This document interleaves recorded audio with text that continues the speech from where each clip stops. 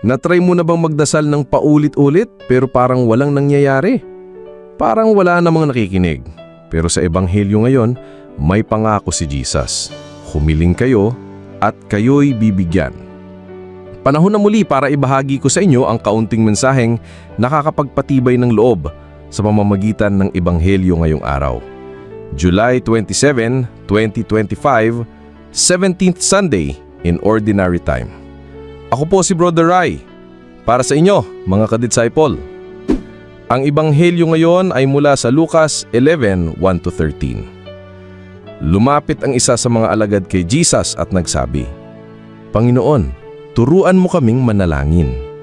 At dito niya itinuro ang panalangin na alam nating lahat, Ama namin.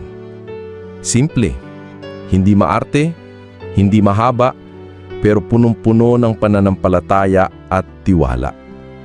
At pagkatapos, ibinigay ni Jesus ang halimbawa ng taong kumatok ng hating gabi para manghiram ng tinapay.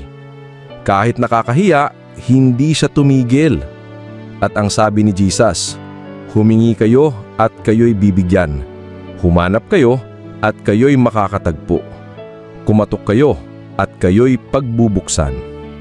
Mga ka-disciple, marami sa atin ang nagdadasal pero madalas nadi-discourage. Walang sagot, walang sign, parang tahimik ang langit. Pero ang totoo, nakikinig ang Diyos. Ang tanong lang, tuloy-tuloy ka pa ba? May tiwala ka pa ba? Hindi porket hindi agad sinagot ay walang sagot.